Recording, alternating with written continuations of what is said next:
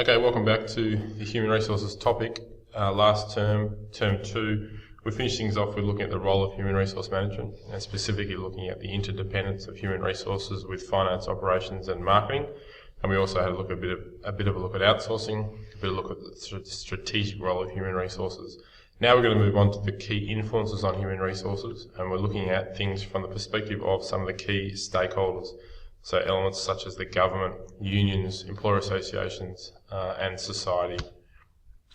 Just to start things off, however, we'll focus on what a stakeholder actually is, just to remind ourselves and to ensure that we have an understanding about what a stakeholder is. So definition of a stakeholder: any individual or group that has a common interest in or is affected by the actions of an organisation. So in this context, we're thinking about the key stakeholders, either individuals or groups that have an interest or are affected by the actions of a particular organisation. And generally we're considering that from the perspective of an organisation such as Qantas. Not all interests are shared and conflict can arise from these differences. For example, one particular staff member might really have a desire to achieve a greater level of females in the workplace, for example, whereas the organisation, the employer, might have quite a different viewpoint on that, and therefore there is conflict.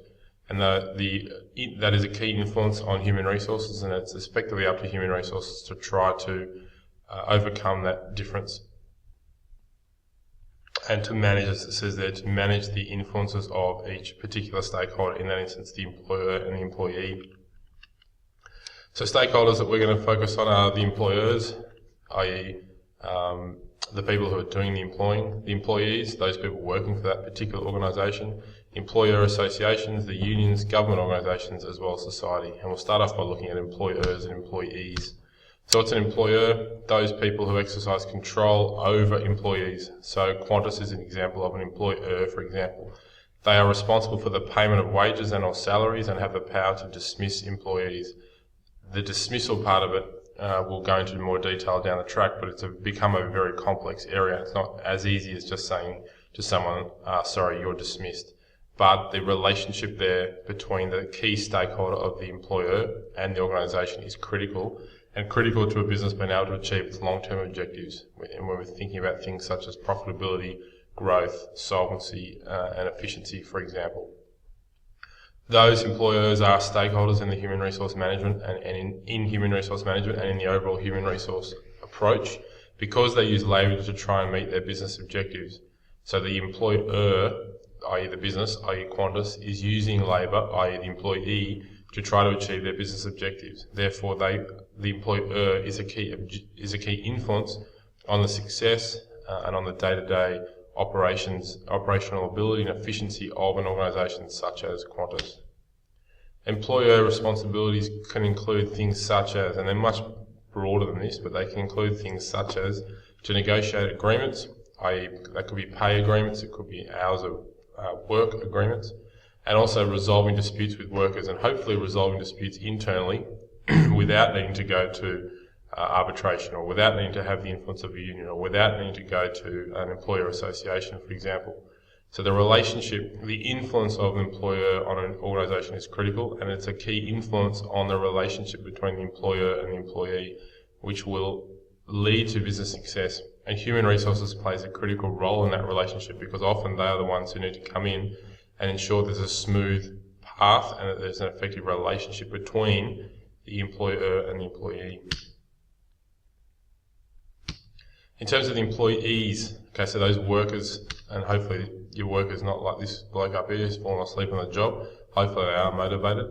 But an employee, workers under the control of an employer, so all those pilots, all those engineers, all those baggage handlers at Qantas, they are all employees, and they're under the control of the employer, being Qantas. Even Alan Joyce, the CEO, is an employee. He's just running the company. That does not make him the employer. He is an employee of Qantas.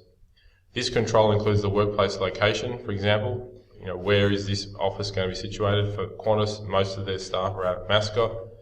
The way that the work is to be performed, i.e. Is it manual labour? Is it sedentary, people sitting down at a desk all day? Or is it pilots sitting in a jumbo jet? and also the extent to which supervision is going to be exercised, i.e. is this employer, are they going to be heavily scrutinised, or are they going to be given some autonomy in the sense of how they carry out their day-to-day job? So some of the key influences on human resource management from the perspective of an employee. So today employees are on average more educated. People are going to university, they're getting degrees, they're getting postgraduate degrees quite often. They're quite skilled. They become bored quickly and demand autonomy. So they demand some say in the process and how things are going to be done, how their work is going to be carried out. They want to be autonomous as opposed to, dictated to, i.e. this is what you're going to do and this is how you're going to do it. That is not really the case these days, and therefore it's the role of human resources to try to manage that and to assist for those workers to be satisfied and to carry out their job effectively around those needs, i.e. autonomy and education levels. Employees are increasingly more moved between jobs frequently, so the retention and motivation are important. That's why this picture's up here in terms of motivation. This worker clearly isn't motivated, or he's been worked far too hard, he's asleep on the job. But an important point is that movement between jobs. Historically, workers would tend to stay with the same employer for their whole career, but that is not the case these days. And in fact, they say that the average worker will not just move employers regularly, but that they will have multiple careers, I think up to 5 careers. So that would be working in 5 quite different jobs across their lifetime. There's conflicting demands between workers who want flexibility, i.e. the mother or father who wants to be able to finish work at 2:30 so they can pick up their kids every day. They want some flexibility. They'd be happy to start at 6:30 in the morning, but they want to be able to finish early. So there's conflict. Can the employer allow that? Would they allow it? Are they happy to allow it? And it's up to human resource management often to negotiate and manage that outcome. And those who want the safety net of full-time work. So some workers want the full-time work, but at the same time they want flexibility. Technology is playing an important role. It's making some roles redundant, so employees need constant retraining. Robots, artificial intelligence, these types of things are making their way into workplaces, and it's requiring workers to therefore be trained and train more effectively. And employees may well call on trade unions to assist them in this overall relationship. Okay, the next video will start off and look at employer associations as well as trade unions.